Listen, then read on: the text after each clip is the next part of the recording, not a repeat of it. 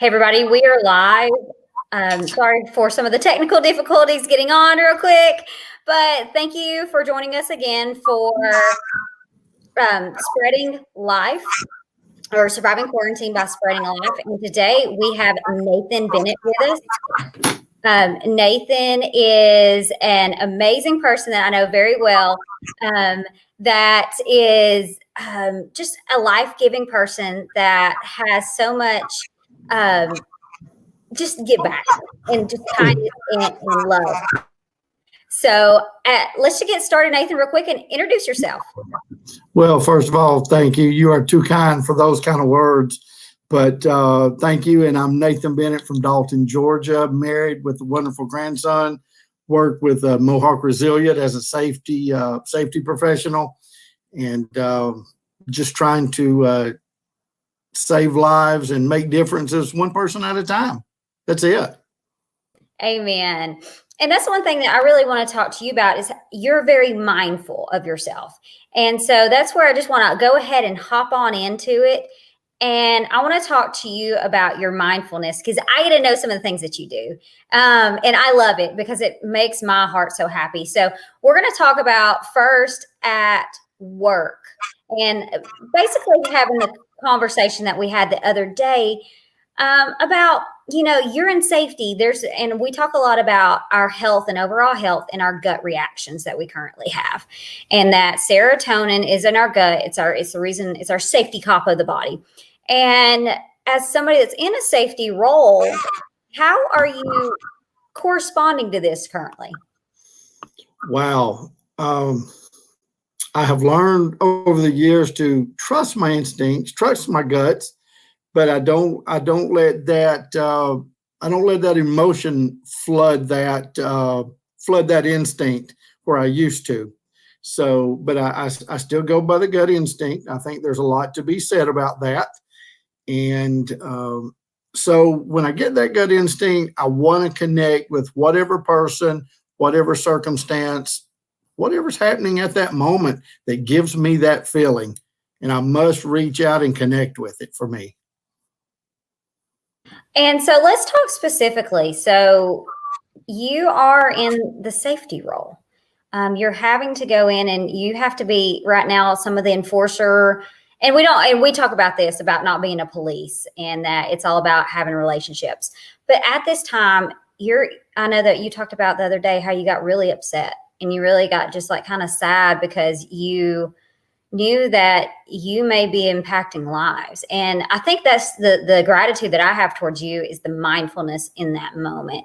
So if you don't mind, can we talk about that moment and just what came from there? So you're going to put me on the spot and want to talk about that. Yes, thank you. Well, a lot of people don't know it, but you do. I'm a very emotional guy, and they don't. A lot of folks don't see that because of the martial arts part in my life. But I'm a very emotional guy. I love everyone. Doesn't mean that I like everyone at the same time, but I love people. So amid all of this COVID-19, going to work, everybody is bombarding. All of my schedules, my priorities have been laid aside. They have been interrupted. And when you have 20, 30, or 40 people a day coming to you, hey, what are we doing? What am I going to do? How's this going to help me? How's this going to hurt me? What's this going to do for my family? Really, truly, I cried all the way to work one morning because the decisions that I'm making are life impacting, and the guidance that I give is life impacting. So I have to be careful with the information that I take in from the people that I take it in from. So I have to be careful with who I surround myself with, I guess is the easiest way to say it. That's something I want to talk about too. It's your sphere of influence. And in this time, being mindful of what is going in your brain, because we can have the news or we can have the media. And you know me that I'm all about positive stuff. And so for that aspect and putting out correct information, I think right now we're with the inundation of information that is kind of hurting a lot. Like this morning we had a live stream with Drew, who is he's a great safety just guy in general. And he was talking about basically it's like as us as professionals in this as well, how are we going to deal with this information? And if we don't have it correctly, what about the other people? And so my thing for that is, how do you surround yourself with the correct people at this moment and making sure that you get the correct sources, the right sources that are needed to be heard? Well, one thing is I'm inundated with a lot of TV and trying to take it in from all different angles. But so I will reach out to a lot of healthcare professionals. I've reached out to you several times, what about this? Can you help me pull this information? But then I have to decipher it in a manner which I can understand and then which I can relay it to folks. And I had example. I had a lady today who said, if we all went outside, the virus would just die because the heat kills the virus. And I was like, well, let's look at this CDC report. And her reaction was, who's the CDC? So I surround myself with professional people, but at the same time, I trust but verify. Thanks for that, Ronald Reagan. But I trust but verify, and I make sure that I only put out the facts that are out there, and that's it, nothing more. I try not to leave them with, I don't know. I won't do that. And I think that's something that's big right now. Speaking about kids, I'm working on getting she's actually a doctor. She actually studied COVID-19, and she is an infectious disease pediatrics doctor. So trying to get her on, just for the kids to ask questions, because we have questions ourselves. So thinking about our kids, being mindful with our kids. I'm blessed to get to see you because he's actually also my neighbor.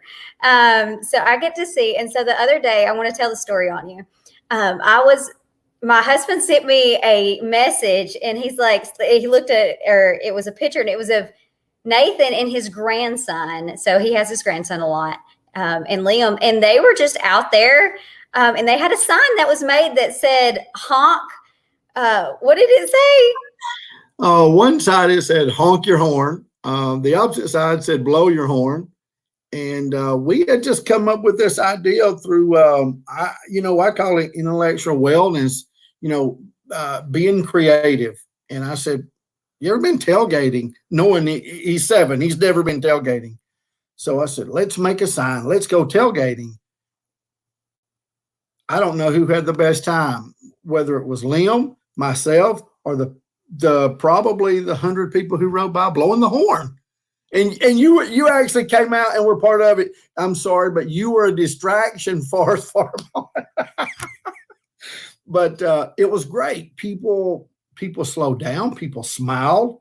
They revved up their engines on their motorcycles, their cars. They waved. They laughed. So for that moment in time, they forgot all about COVID. So. Yes, and that's what I like to point out too, is that mindfulness of that moment and creating a memory. And that's what you did. And that's the one thing that I really want to, so today, I should have been on another meeting, but I took a pause and I read a book with my daughter. And you know what? That was just something that I know that she's going to remember. And so for everybody that feels this inundate and overwhelm, how can they get some practical steps that people can do to be mindful in the moment, and make sure that they are aware of their selves? Because I know that you have I'm going to butcher it. I know that you're a world record holder with, I'm so butchering it, and I am, with martial arts. So tell about that. Tell about what? Martial arts or? Just the mindfulness, being mindful in the moment. And I know that martial arts has, I think that plays a big part of that, of owning yourself. So talk about the aspect of why it's important for people to be mindful in the moment, and not that that an enemy is attacking us at this time, but some people are perceiving it that way. Sure. So for me, one of the things being mindful, it's easy for me to be mindful of Nathan, but then I'm selfish when I am. That by nature, that's I'm a guy, I'm human, so I will be selfish. So one of the things that Lim and I did, and being mindful instead of watching the COVID, and being inundated with all of that rather than sitting on the computer working. So I had seen on the internet where you can take hand gestures and draw animals. So I said, hey, let's practice being an artist. And he's like, yeah, okay, Papa. So we get everything together, and there's all kind of hand gestures that you lay them on and you draw them out, and then you cover them or you color them. And we made giraffes, we made wolves, we made 2 or 3 different animals, and so now they're hanging with everything else. But that speaks to being mindful that if I'm not careful with my grandson in the house, he hears all of this. And because one day he asked me about COVID, he said, will it kill us? And I said, well, it could. These are things we need to do. So then we do the hand washing video. We do a couple of other videos, but just pulling away from playing games separately. We're all on our phones. I mean, Beth and I have been on our laptops, our phones, and he's on his laptop, and we're all sitting there in the same room. But to be mindful in the moment and escape from everything and make that connection with him is a memory, is a life memory for both of us. Yes, and that's something too, is that me and my husband, you know this, but not many people do, is that whenever we do go out to eat, if we see people that are not on their phones and don't have a full, we actually pay for their meals, because I think it's so important for us to be sure to make sure that we are not in essence rewarding, but calling note that it's important that you spend time with each other. And that's the one thing I want to say going from this. My goal and my hope from this is that this connection continues, even though it's in a virtual thing, but I feel like it's really brought a lot of us together. So I also want to say, if anybody has any questions for Nathan on this, on being mindful, some ideas or topics that you can do. And I also want to shout out to all the people that I see that's on here. Hey, Ashley. Then there's Donna. Oh, I love you, Donna. Ashley said the hand gestures is amazing. That I agree. Oh, I think Carmen, I miss you. So with that, let's quickly talk about with the mindfulness. What are your top 3 strategies or top 3 things that you would recommend people to do today?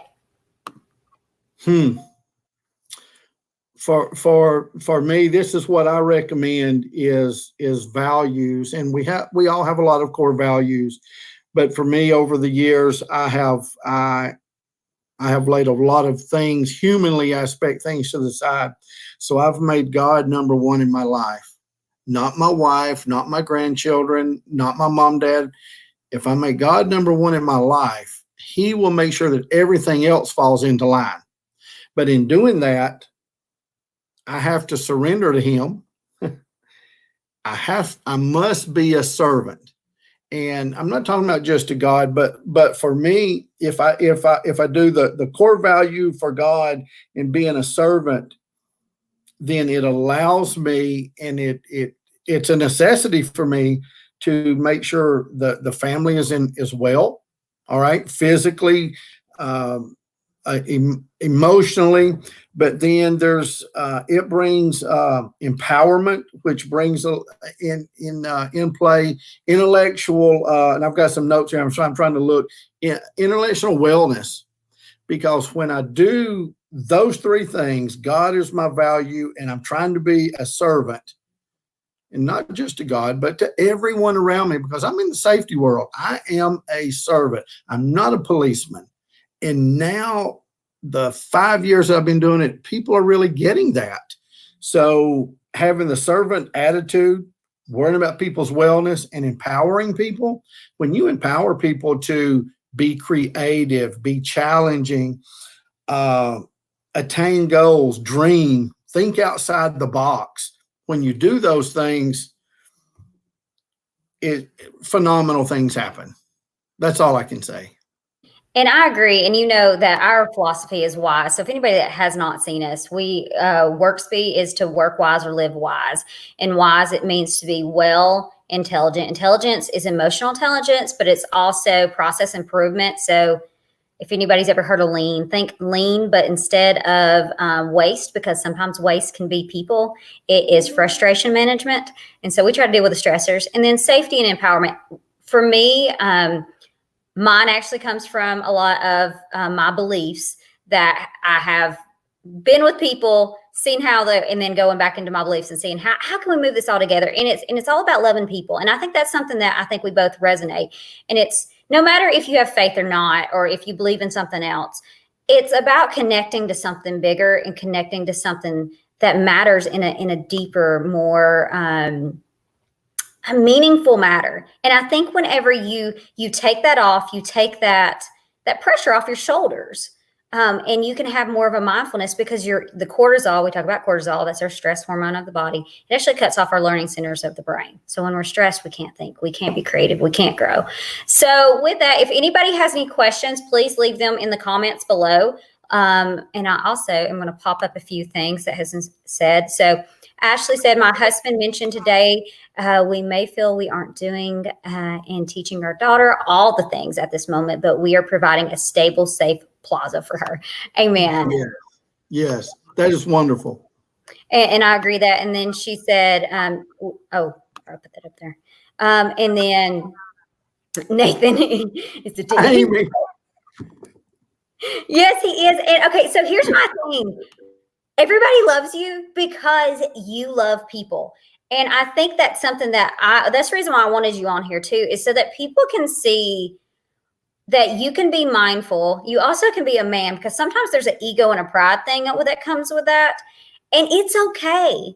And as long as you love people and you care for people, they're going to, in essence, I say 90% of people are good. There's 10% that yell loud enough that they feel like they're 50%, but they're not. So with the people that you do have, how are you being mindful? And that's the thing that you do. You build relationships. So I know we're closing out on our time. So what I want to do is leave you with the final thoughts on how can you build a relationship? And again, it's a part of being that mindful. How can you build relationships in these moments? For me, it is, and I'm stealing this.